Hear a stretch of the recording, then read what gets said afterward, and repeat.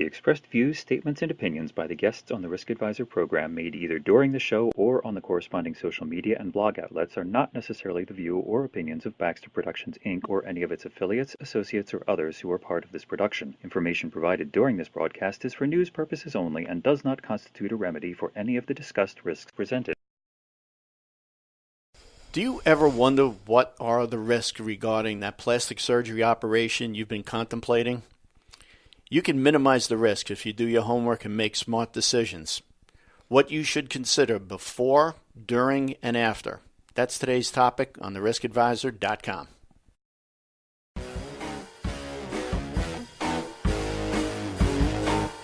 The Risk Advisor.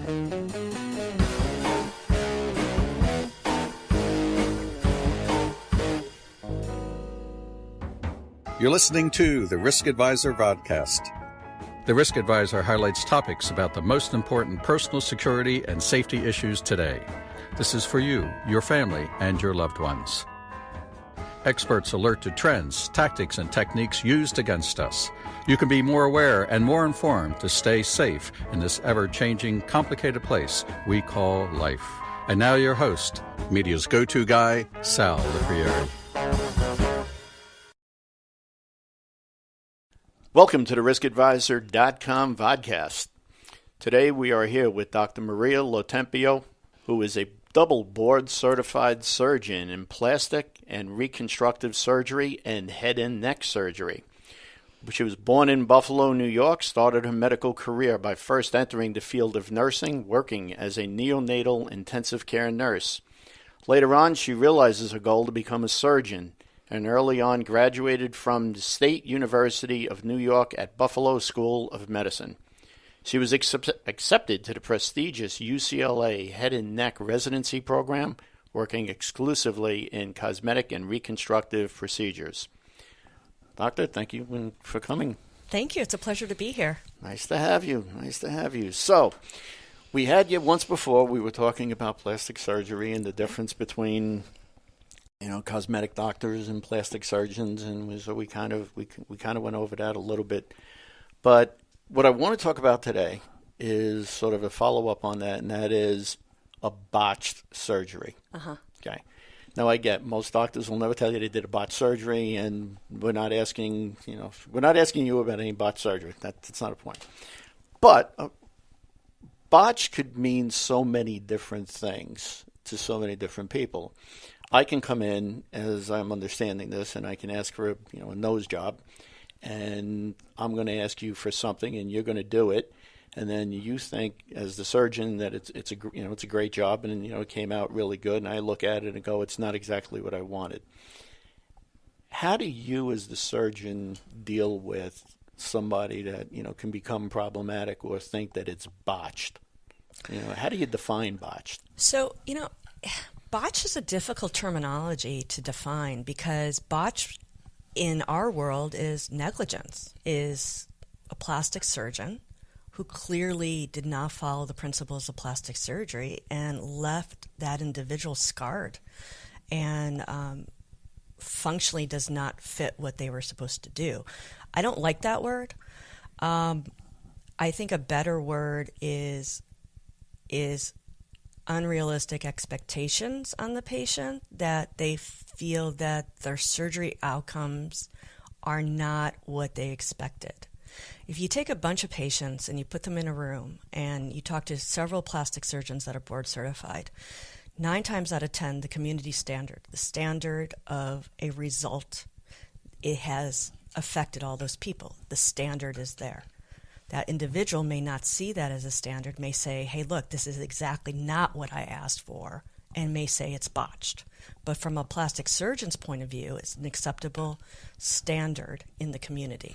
So when a patient comes in, obviously of all of the things that you go through, clearing them medically and all of that, you really have to, it seems to me, it's almost more important that you establish their expectations and that they know that there's a range, that it's not something that's crystal clear. You're not giving change of $1 and coming up with 4 quarters. There's right. a range. There is, and there's variability. variabilities to everything we do. I cannot promise 100% in any patient. No doctor can. Based on my experience, and I can give you a percentage of certain things that may or may not happen based on my own hands. I think that, let's take the nose, for example, because that's probably one of the hardest procedures we perform as plastic surgeons, because the nose can take up to a year to heal. And a month or 2 months after surgery, the nose may look wonderful.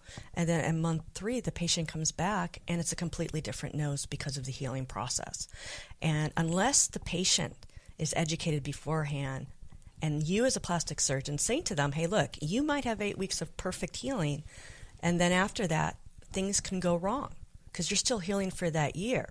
So when the patient hears that, and if they fall into the statistics, which is low, but if they fall into it, they come back at 3 months and they say, hey, look, you know what? You mentioned that to me. You told me that was a possibility, and they're okay. If you don't bring up certain things to patients and then they experience it, then they come and say, hey, look, you never explained that to me. You never told me this was a possibility. And they have a lot of anger issues. They're unsettled. Well, I guess part of it, too, is that the doctor is selling a service. Yes. And you want to close the deal. Absolutely. And so you don't want to go through a whole laundry list of, hey, this is the bad things that may occur. Right. So you can understand why they want to minimize that a little bit. But at the same point, obviously, if you're setting expectations, if you do it up front, it would just seem to make a lot more sense, and things would become a lot simpler downrange. Yeah. I mean, in reality, I can scare every single patient so they never have surgery in their life. I have the ability to do that, knowing all the complications. But because I know that a lot of those problems are very rare. So when patients do say, well, what are the complications? And I said that you may experience, I'll tell them the big ones that may affect them, so that if they see it or they experience it, it's not foreign to them. In general, we're kind of contemplating, or we're talking about dealing with adults. What about children? Mm-hmm. You know, at what age is it become appropriate? And again, we're talking about elective surgery. We're not talking about something that's taking care of, a disability or a medical necessity. We're talking about something that's purely cosmetic. What age should that be allowed? Because to deal with those issues, how do you deal with them? Right. How do you set expectations for a teenager? It's hard. Teenagers are hard. Just in general. It is common for teenagers to have what we call the Sweet 16 nose job. The nose is usually fully developed by then, and it's okay to have surgery on structures that are fully developed. But the problem with plastic surgery is generally there are structures that are still growing and still changing in that individual. A perfect example is breast augmentation. Here, the moratorium is 22 years old because by then the breast is fully developed. And to make them larger is fine. But if you do it at a younger age, you can be interfering with the growth of the breast, the functionality of the breast, which is breastfeeding for those women who want to do that in the future. Other types of procedures, such as liposuction and Brazilian butt lifts and things like that, where teenagers are experiencing more types of surgeries like that, it's an ethical issue. We're generally taught and trained that we don't perform plastic surgery on those individuals because they don't necessarily have the life experience or the cognitive development to understand the process and to understand what the outcomes may or may not be if it's positive or negative. So we like to wait until they're a little bit older, so cognitively, 21 or 22, they understand that. When we come back, we're going to talk about the risks associated with medical tourism. We'll be right back.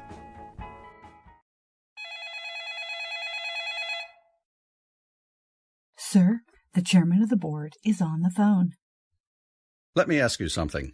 Workplace violence, terrorism, identity theft, cyberbullying, and stalking. It's not a matter of if they will happen, it's a matter of when. Are you prepared? Are you ready? Can you tell the board of directors you did all you could? The security world is too complicated to do it alone. You need a security advisor, someone you trust, to get straight answers, to tell you what you need to hear, not want to hear. Call Protective Countermeasures now. Protective Countermeasures has been providing security consulting to Fortune 500 companies for nearly 20 years. Make the call. The call is confidential. This is one secret you can keep. Call today.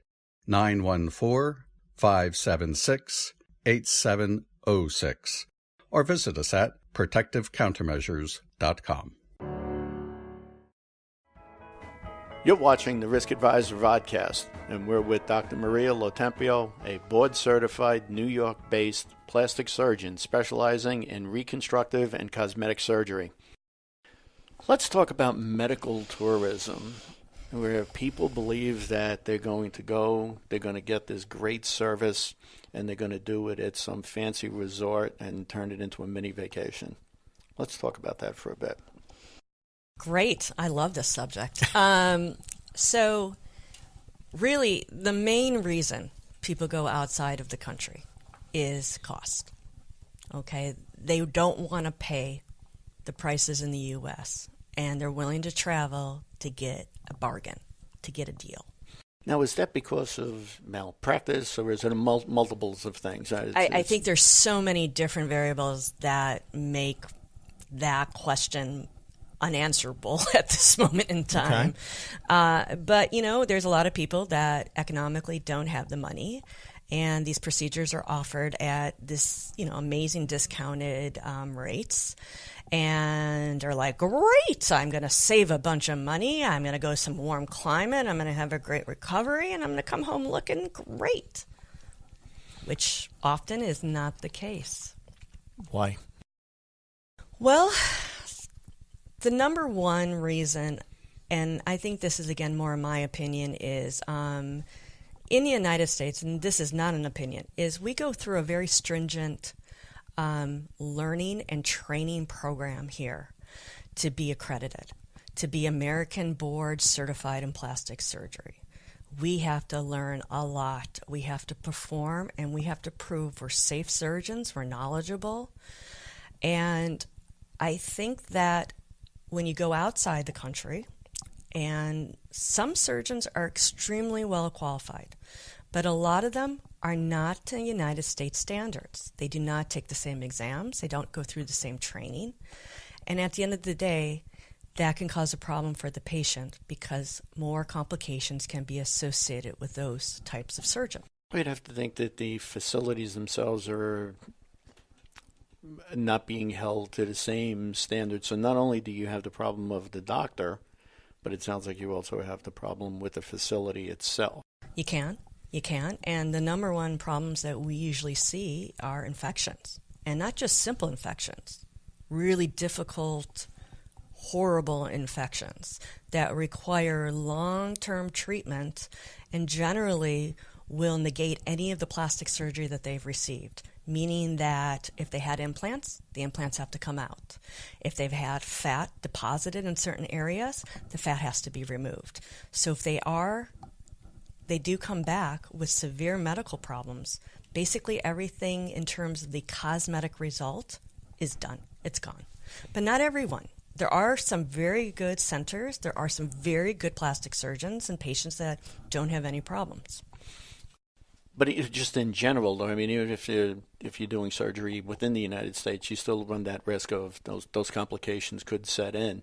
True. But if you're dealing with a doctor in a foreign country, right? There's no follow-up. There's no doctor-patient relationship. You're thousands of miles away. Who's going to take care of you? They're done with you. You paid them your money. They did the procedure. In their mind, they're done. They did what they were supposed to do.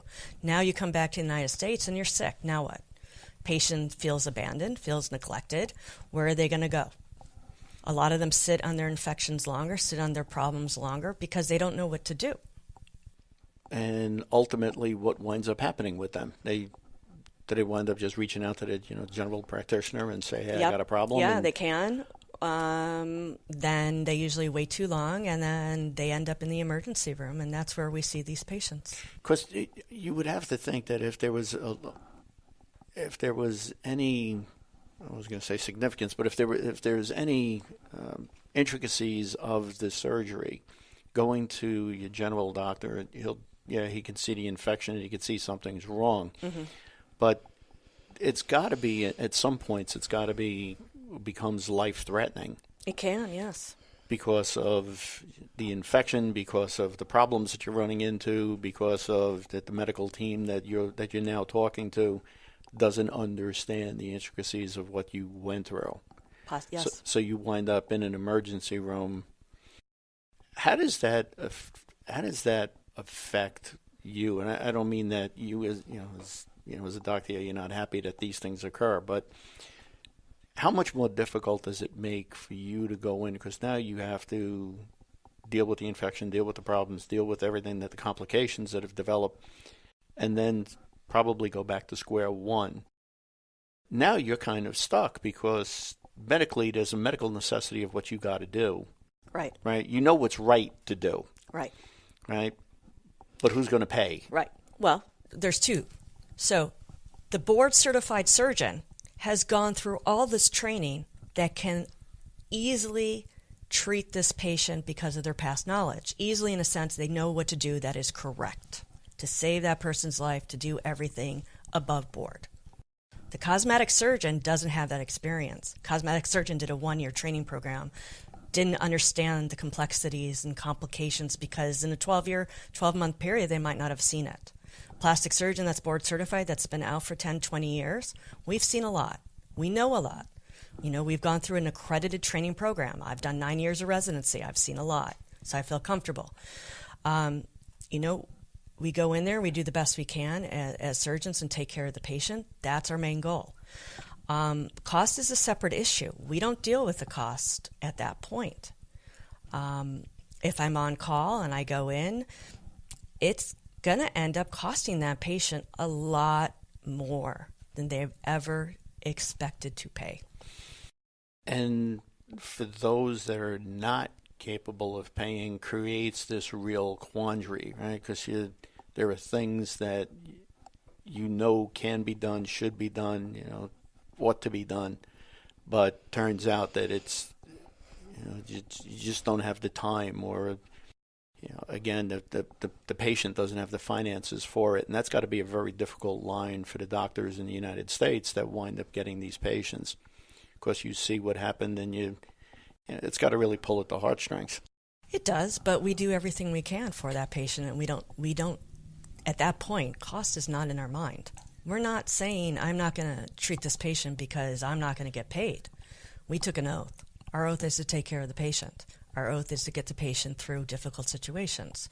Granted, this wasn't my patient. Granted, this patient decided to go outside of their neighborhood, where here in New York City we have excellent plastic surgeons that are board certified and super trained. But this individual felt that they can do and go somewhere and it would benefit from them. You cut corners, there's going to be problems in any industry. I have a family member that always says laughingly, jokingly to me, is you pay for what you get. And I always find that funny. But in some reality, you pay for what you get. Yeah, that's true. Okay, when we come back, we're going to talk with Dr. Lotempio just about what a medical license gets you in the United States these days and what you can do with it. We'll be right back. From the files of New York detective Frank Santasola comes a riveting murder mystery novel, The Garbage Murders. After an illicit liaison with his mistress, the owner of a private sanitation company in New York is murdered. His wife, aware of the affair, first believes it could be the motivation for the killing. But when her truck drivers are attacked by her husband's associates, family values get questioned. Enter the life of Detective Frank Miranda, one of a few men in law enforcement assigned to infiltrate the Italian mob and bring to justice some of the biggest names in organized crime history. Be taken into the world of an infiltrator and the personal decisions and sacrifices he made daily. Guaranteed to touch all your emotions: sadness, anger, love, and laughter. Available on Amazon Books in both paperback and Kindle editions. TheGarbageMurders.com. You're watching the Risk Advisor Vodcast, and we're back with Dr. Maria Lotempio, a board-certified New York-based plastic surgeon specializing in reconstructive and cosmetic surgery. Okay, so we talked a little bit before about, doctors and dealing with people that are going out of the country and doing all of that sort of good stuff. Talk to me about, what do you have to go through to become a doctor? A lot. A lot. So in the United States, and we're just going to talk about how doctors are trained here, since that's what I know. 4 years of college, okay, a degree, and it could be any degree. Once they're accepted into medical school is 4 years. During their medical school training, they're exposed to all types of medicine, and usually during your third and fourth year, you make a determination of the area of medicine that you're most interested in. And when I say medicine, I also include surgery. So you apply for a surgical residency or a medical residency, which are very different. And we're going to talk about the medical residency. So those people will end up in a medical residency in the United States. Most of them are 3 years. On top of the 4 years of medical school. Correct. Right, so now you're up to 7. Right. Okay. And then if they want to specialize, heart, kidneys, different parts of the body, neurology, then they have to do a fellowship. Okay, and depending on what they want, then that's additional training. In surgery, they'll apply to a surgical fellowship. There are several, a surgical residency, there are several. General surgeries in the United States is 5 years. There's orthopedic surgery, there's head and neck surgery, there's urology, and there's plastic surgery. Neurosurgery, there's a bunch of them. And those residencies can be anywhere from 5 years to 6 years, depending on what path and what program and is our research. So basically you become a professional student. Oh, by far. Yeah, it's okay. And then after you finish those particular residencies, you have an option of doing a second residency or continuing on and do a higher level of training, which is often called a fellowship. So let's take me, for example. I did 6 years of head and neck, 2 years of plastic surgery, and then a microsurgical fellowship in breast reconstruction, and then a lymphedema fellowship. So my total experience as a resident was almost 9 years. On top of the 4 years of medical school and the 4 years of college. So depending on... So you're in school pretty much more than almost as much as a person who has a 20-year career. Pretty much. Okay. Yep. So, we come out... Just tracking. We come out in our 30s and where people have been in the work field for past 10 years, and we're coming out kind of wet behind the ears, so to speak. Wow. So you get all of this training. You get licensed. What does that license allow you to do? So let's talk about medical license. Everyone in the United States has to have a medical license. The medical license is 3 examinations that gives you a license to practice medicine. 2 of those exams are done during your medical school years, and the last exam is during your first year of residency. It doesn't matter what kind of residency you do. It could be medicine or it could be surgery. At the end of that year, when you take that exam and you pass, you are granted a medical license. By the definition of the medical license, you are safe to practice the field of medicine and surgery. Wow. So what does that mean? So generally, a medical license, by the way it's written, says I could be a heart surgeon after 1 year of training. I could be a brain surgeon. I could be a cardiologist. I could do anything I want because I have a medical license and I've gone through the training. I'm not board certified, and that's very different than medical licensure. So we see very often are people in the field, especially plastic surgery, that have never completed a residency program. They have never been eligible to be board certified because they've never completed the criteria. They may be an OBGYN and they could be board certified in OB, or they could be board certified pediatrician. But any of those individuals or internists can go and technically perform plastic surgery under the laws that are written. Basically, not just plastic surgery, any surgery. Correct. Right? They could. I could go and do OBGYN. All right, so that's got to open up all kinds of problems. Yes and no. So this is how here we try to, there's not more problems than you think. Because just by that statement, you're probably saying, oh my gosh, that's impossible. Well, you can't be in a hospital. You can't be on staff at a hospital unless you're board certified in your specialty. Hospitals give you 5 years to become board certified. If you do not fulfill the criteria by which you're physically operating, you cannot operate or be associated with a hospital. You can operate in a private surgery center. That's different. You can operate in a surgery office. That's different. So those are where we're starting to see some problems now in the United States, is people who claim that they're plastic surgeons, and anyone can say they're a plastic surgeon. And then they set up shop and they start operating. As long as nothing goes wrong and there's no complications, they're fine. The problem is if there's complications. The problem is if there's negligence involved, then they can be sued and their license can be taken away. Would medical malpractice, I would assume that they're not carrying Correct. malpractice insurance, because I can't believe that an insurance company would actually insure them. Right. There's ways around everything. They can be insured for certain procedures and they can be insured for certain things. But, that's more of a question for the insurance companies rather than me, because, I only know that I'm insured for my specialty. Wow. And obviously the little pop-up shops is really problematic. Well, right. So we're seeing more and more in the media, the Bronx woman that was doing butt injections. We're seeing doctors in Miami. There was an OB in New York City that doesn't have a license, that was doing surgeries and had 19 patients that sued them, and because of complications. And there was, I believe in the Post, they said that they called the office the next day after the story broke, and and that particular doctor was still taking patients. Wow. It's incredible.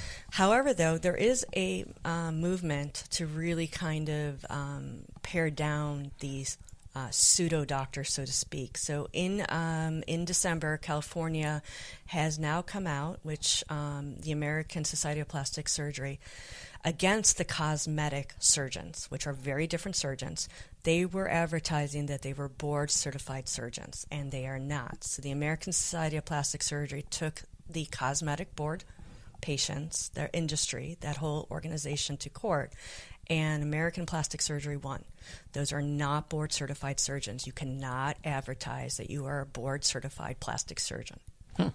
So maybe that will start catching on to the other states. Well, it's amazing when you're thinking about what people have to go through for surgeries and the risks that they're going to take, and to understand the little nuances and the difficulties with it. Patients don't think they're going to, they don't think that sometimes plastic surgery is real surgery. It's like buying consumer goods. That's it. We're out of time. Once again, we'd like to thank you for joining us. How do patients get in touch with you? Great. So any of the patients can look up on the internet, Lotempio Plastic Surgery for Women, or lotempioplasticsurgery.com. They can call my office, 212-427-2020. That's great. Thanks again. Thanks again to our special guest, Dr. Maria Lotempio. We'd like to remind you, if you have a question or a comment, please write us at questions@theriskadvisor.com, or follow us on social media accounts that you can find at theriskadvisor.com. With that, we'd like to thank you for watching and hope to see you next week.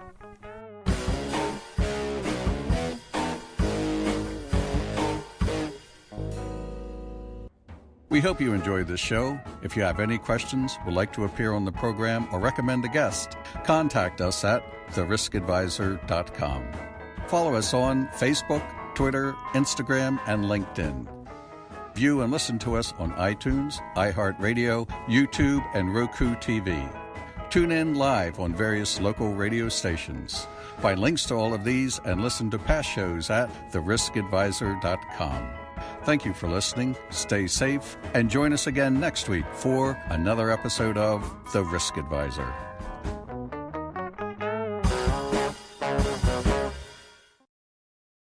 Protective Countermeasures has been providing security consulting to Fortune 500 companies for nearly 20 years. Call today, 914-576-8706.